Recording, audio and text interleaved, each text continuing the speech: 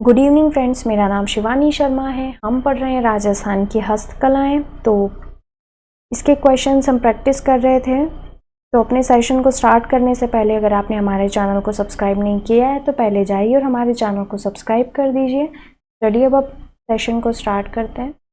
तो आज का हमारा पहला क्वेश्चन है, वुडन कार्विंग आर्ट के लिए प्रसिद्ध जिला है। ऑप्शंस हैं बाड़मेर, राजसमंद, जयपुर या अलवर। तो इसका सही जवाब होगा बाड़मेर। नेक्स्ट, धनक किसे कहते हैं? ऑप्शंस हैं बड़ी बड़ी चौकोर बूंदों से युक्त अलंकरण, बड़ी बड़ी रस्सियों का समूह, कुओं के मंडेरों को, या ओले से बने निशान। तो धनक जो है वो बड़ी बड़ी चौकोर बूंदों से युक्त अलंकरण को कहा जाता है। नेक्स्ट, चड़वा जाति के परिवार किस कला के लिए प्रसिद्ध हैं? ऑप्शंस हैं रंगाई, कलाई, बंधेज या उस्ता कला। तो इसका सही जवाब होगा बंधेज। नेक्स्ट, ओढ़नी में चारों ओर कोरा पल्ला बना हो और बीच में बड़े बड़े फूल हों तो उसे क्या कहते हैं? ऑप्शंस हैं पीली बात, क्योरी, पलड़ा या पोमचा। तो ओढ़नी में चारों ओर जो कोरा पल्ला हो और अगर उसमें बीच बीच में फूल बने हों तो उसे कहा जाता है पोमचा। तो पोमचे के बारे में हमने पिछले वीडियो में भी शायद मैंने आपको थोड़ा सा बताया था। अभी फिर से मैं रिवाइज करवा देती हूँ कि पोमचा क्या होता है और कहाँ का प्रसिद्ध है। तो पोमचा जो है एक प्रकार की ओढ़नी होती है जो शेखावटी में जो है महिलाओं द्वारा ओढ़ी जाती है। अब पोमचे में भी 3 अलग अलग कलर होते हैं और अलग अलग मौके पर अलग अलग कलर का पोमचा जो है वो ओढ़ा जाता है। तो जो केसरिया रंग का पोमचा होता है वो केसरिया रंग का पोमचा जो है पुत्र जन्म पर ओढ़ा जाता है। गुलाबी रंग का पोमचा जो है वो पुत्री के जन्म पर ओढ़ा जाता है। और एक काले रंग का पोमचा भी है जो बड़ा प्रसिद्ध है और इसे जो है वो चीड़ का पोमचा कहते हैं और ये कोटा राजस्थान का फेमस है। हाड़ौती क्षेत्र में जो है ये महिलाओं द्वारा ओढ़ा जाता है पोमचा। तो अगर आपसे कभी पूछें कि पोमचा कहाँ का प्रसिद्ध है तो पोमचा जो है वो शेखावटी क्षेत्र का प्रसिद्ध है, या अगर आपको बोलें ऑप्शंस में कि जयपुर भी दिया हो तो आप या तो जयपुर या तो शेखावटी आपका आंसर होगा। तो आगे बढ़ते हैं। फड़ चित्रित करने वाले को क्या कहा जाता है? ऑप्शंस हैं उस्ताद, कलाल, चितेरा, पेंटर। तो जो फड़ का चित्रण करते हैं उनको कहते हैं चितेरा। तो फड़ के चित्रण में जो है चितेरा, तो पुरुष जो चित्रकार होते हैं उनको चितेरा कहा जाता है और जो महिलाएं होती हैं उनको चितेरी कहा जाता है। अब फड़ के बारे में थोड़ा सा मैं आपको बता दूं कि फड़ जो है एक प्रकार की कला है चित्रण की जो कपड़े पर की जाती है। और फड़ जो है इसका जो वाचन होता है ये हमने लोक देवता में भी देखा होगा कि देव नारायण जी की फड़ के बारे में पढ़ा, बाबू जी की फड़ के बारे में हो या रामदेव जी की फड़ के बारे में हो। तो ये सभी जो फड़ हैं इनका जो वाचन होता है वो ऐसा माना जाता है, ऐसा कहा जाता है कि वर्षा ऋतु के चतुर्मास में इनका वाचन नहीं होता है।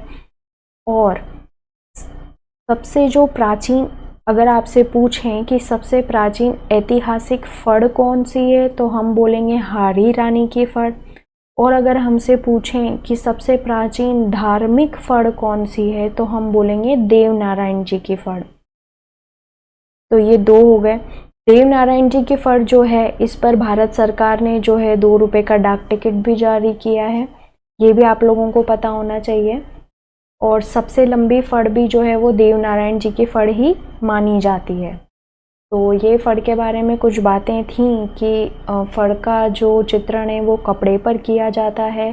फड़ को जो है वर्षा ऋतु के चतुर्मास में वाचन नहीं होता है और फड़ का जो सबसे प्राचीन ऐतिहासिक फड़ है वो हाड़ी रानी की फड़ है, और सबसे धार्मिक फड़ जो है प्राचीन वो है देवनारायण जी की फड़। अब देवनारायण जी की फड़ को देखें तो ये सबसे लंबी फड़ होती है, और भारत सरकार ने जो है इस पर 2 रुपये का डाक टिकट भी जारी किया हुआ है। चलिए आगे बढ़ते हैं, लेकिन आगे बढ़ने से पहले आप मुझे कमेंट सेक्शन में जाकर ये ज़रूर बताएं कि फड़ का जो चित्रण होता है वो कपड़े पे तो होता है, पर उसमें कौन कौन से रंगों का प्रयोग होता है, तो कमेंट सेक्शन में ज़रूर बताइएगा। नेक्स्ट, फड़ ठंडी करने से क्या तात्पर्य है? ऑप्शंस हैं चातुर्मास में फड़ चित्रण रोकना, फड़ बनाते वक्त की एक क्रिया, फड़ फट जाने या खराब हो जाने पर फड़ का पवित्र जल में विसर्जन, या इनमें से कोई नहीं। तो फड़ ठंडी करने से तात्पर्य ये है कि जब फड़ फट जाती है या खराब हो जाती है तो उसका पवित्र जल में विसर्जन कर दिया जाता है। नेक्स्ट, राजस्थान का कौन सा क्षेत्र लकड़ी की दस्तकारी और शिल्प कौशल का एक बड़ा केंद्र रहा है?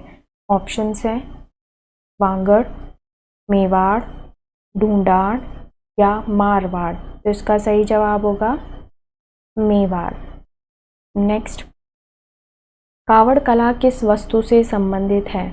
ऑप्शंस हैं लकड़ी, कपड़ा, कागज़ या दीवार। तो इसका सही जवाब होगा कावड़ कला जो है लकड़ी से संबंधित है। और ये जो कावड़ कला है ये जो है बस्सी चित्तौड़गढ़ की फेमस है, प्रसिद्ध है। और कावड़ कला को जो है मतलब कावड़ जो होते हैं लकड़ी के बने छोटे मंदिर जैसे होते हैं, तो इन कावड़ को जो है चलता फिरता मंदिर भी बोला जाता है। नेक्स्ट, राजस्थान के किस जिले की मेहंदी सर्वाधिक प्रसिद्ध है? ऑप्शंस है मंडोर जोधपुर, नीमराणा अलवर, सोजत पाली या चोमू जयपुर। तो मेहंदी जो है वो सोजत पाली की फेमस है। नेक्स्ट, चीनी मिट्टी के बर्तनों पर रंगीन और आकर्षक चित्रकारी को क्या कहते हैं? ऑप्शंस हैं पेपर मेशी, जाजम प्रिंट, अजरक प्रिंट या ब्लू पॉटरी। तो चीनी मिट्टी के बर्तनों पर जो आकर्षक चित्रकारी होती है उसको कहते हैं ब्लू पॉटरी। नेक्स्ट, बादला नामक पानी का बर्तन कहाँ का प्रसिद्ध है? ऑप्शंस है बीकानेर, पाली, जोधपुर या सिरोही। तो बादला नामक पानी का बर्तन जो है जोधपुर का फेमस है। तो ये आज का हमारा सेशन था। आई होप आप लोगों को पसंद आया होगा। तो अगर आपको हमारा वीडियो पसंद आया है तो इसको लाइक कीजिए और ज़्यादा से ज़्यादा लोगों के साथ इसको शेयर कीजिए। और अगर आपने अब तक हमारे चैनल को सब्सक्राइब नहीं किया है तो जल्दी से जाइए और हमारे चैनल को सब्सक्राइब कर दीजिए और बेल आइकन को प्रेस करना मत भूलिएगा। Thank you so much.